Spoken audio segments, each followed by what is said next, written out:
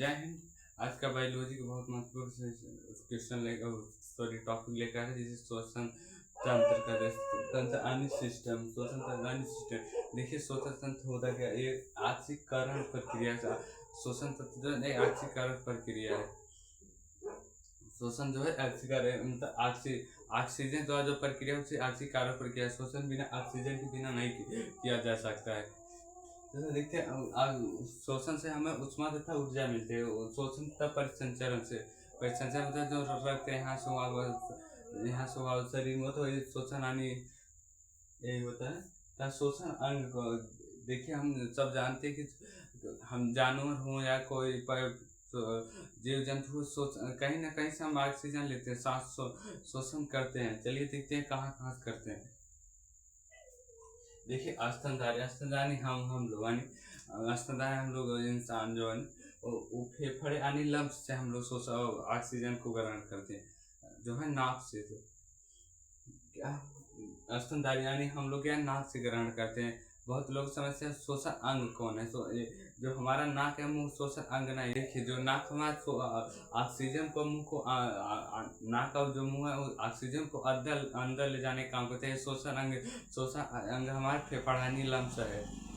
चलिए, स्तनधारी श्वसन लंग्स यानी फेफड़ा से सांस लेते हैं। किसी लंग्स फेफड़ा से। कीट किससे लेते हैं? श्वसन नली से। क्या कीट क्या श्वसन हमारे यहाँ भी श्वसन नली पाया जाता है। बना के चित्र आपको बताएंगे। देख, वहाँ से कीट अपना ऑक्सीजन ग्रहण करते हैं। जो जली जो जल में जली जो पाए जाते हैं वो कहाँ शोषण, वो गिलसानिक क्लोम से अपना शोषण करते हैं। गिलसानिक क्लोम से करते हैं। तथा मेढक 3 प्रकार से शोषण करते हैं। मेढक जो है 3 प्रकार से शोषण। जब भूमि पर रहेंगे तो फेफड़ा से करेंगे, जैसे हम लोग करते हैं फेफड़ा लंग्स से। तथा भूमि के अंदर, भूमि जानते हैं भूमि मेढक जो भूमि के अंदर भी रहता है, जब ज्यादा नीचे नहीं रहता है, वो त्वचा से करता है। जब भूमि के अंदर रहता है त्वचा से करता है। तथा जब छोटा रहता था वो क्लोम यानी गिल्स से करता है। छोटा रहता है टेडपोल बोला जाता है। जब छोटा मेढक रहता है उसे टेडपोल बोलता है। वो गिल्स यानी क्लोम से वो शोषण करता है।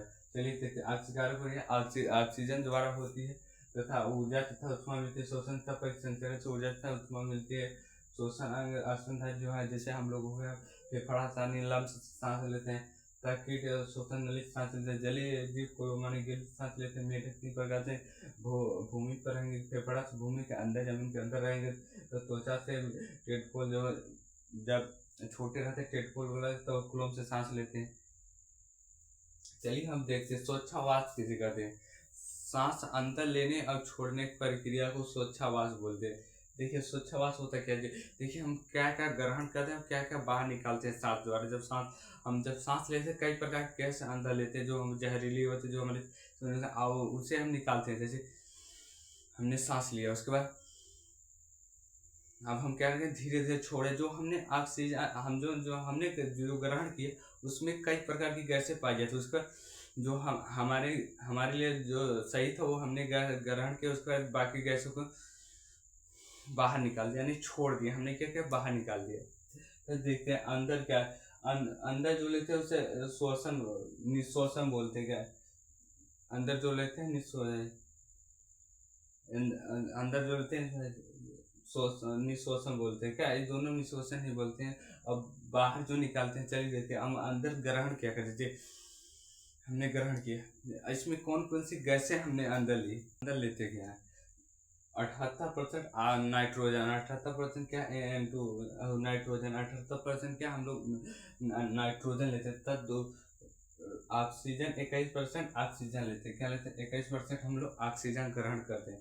तथा कार्बन डाइऑक्साइड 0.03% कार्बन डाइऑक्साइड। जैसे हमने अंदर लिया गैस को तो हमने 78% नाइट्रोजन लिया है, 21% ऑक्सीजन लिया तथा 0.003% हमने कार्बन डाइऑक्साइड लिया तथा हमने अंदर ले लिया। तो हम बाहर निकालेंगे उन गैसों। तो कौन कौन गैसें बाहर निकालते हैं। देखिए, 78% नाइट्रोजन, मतलब नाइट्रोजन हम पूरी तरह से बाहर निकालते हैं क्योंकि शरीर के वो हानिकारक होता है। तथा 17% ऑक्सीजन हम निकालते हैं। 21% लिया था।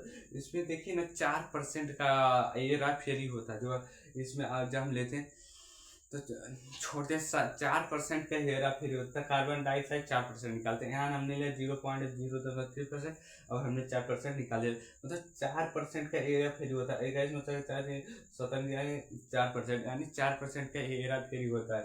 चलिए स्वच्छवास कहते हैं सांस को अंदर लेने और छोड़ने की प्रक्रिया स्वच्छवास कहते हैं। हम अंदर लेते क्या क्या है ऐसे, हमने सांस को अंदर खींचा तो हमने 78% नाइट्रोजन लिया, 21% oxygen, carbon dioxide 0.003% carbon dioxide हमने अंदर अपने ग्रहण किया। अब इससे बाहर छोड़े, अब बाहर हमने निकाला कौन कौन से गैसे, 78% नाइट्रोजन, पूरी तरह से नाइट्रोजन को खत्म कर दिया हमें, अंदर पूरे निकाल दिया हमें। 70% का ऑक्सीजन, 70% ऑक्सीजन हमने निकाल दिया, सिर्फ 4% तथा कार्बन 4% कार्बन डाइऑक्साइड निकाल के फेंक दिया हमने। जी यहाँ देखिए, सिर्फ 4% का हेरा फेरी होता है, क्या 4% का हेरा फेरी होता है। तथा आप देखते हैं, हम चित्र के माध्यम से समझते हैं हम फेफड़े के बारे में और आगे समझते हैं। देखिए हम चित्र के माध्यम से समझते हैं हमारा फेफड़ा कैसे काम करता है। देखिए सबसे पहले हम हवा को जब अंदर गैस को लेते हैं तो नासा छिद्र, नासा से यानी नाक का जो पहला भाला भाग है इसे नासा छिद्र बोलते हैं। इसमें क्या बाल, इसके अंदर जो बाल पाए जाते हैं, अगर उसमें जो ऑक्सीजन का छोटे छोटे कण, सॉरी गैस के साथ छोटे छोटे कण है वो जाके नाक में बाल में चिपक जाते, जिससे वो छोटे छोटे कण अंदर नहीं जाते। तथा नासा कपाट जो है इसके अंदर पाए ये वाला भाग नासा कपाट है। अगर इसमें देखेंगे छोट चिपचिपा पदार्थ पाया जाता है, जिसमें अगर ये नाक का बाल नहीं होता है उसमें जाके चिपक जाता है, जिससे एक हफ्ता जिसे निटकी कहते हैं, हाथ को अंगुली से आप लोग निकालते हैं उससे निटकी कहते हैं। यही अगर नासा कपाट पे लग जाता है तो वो कहते हैं, गांव की भाषा में बोलते हैं बासा फूट गया, हो गया, वहीं से ब्लड निकलने लगता है। तथा ग्रसनी आने क्या होता है कि ये वाला भाग जो इसमें ऑक्सीजन जाता है ग्रसनी, इसके बाद ग्रसनी होता है। क्या होता है ग्रसनी, ग्रसनी में क्या होता है ना, टेरकिया नाम ग्रसनी होता है। ग्रसनी एक पाइप की तरह होता है, उसके अंदर टेरकिया ऐसे ऐसे हड्डी पाई, जिससे वो ग्रसनी चपके ना। जब अगर उसमें ऑक्सीजन नहीं गया तो क्या क्या पाइप अगर दिखेगा उसमें पानी नहीं जाता तो क्या क्या चपक लेते हैं, उससे पूरा ग्रसनी ना चपके, इसलिए यहाँ टेरकिया ना छोटे छोटे हड्डी पाए जाते हैं, हड्डी पाए जाते हैं टेरकिया नाम।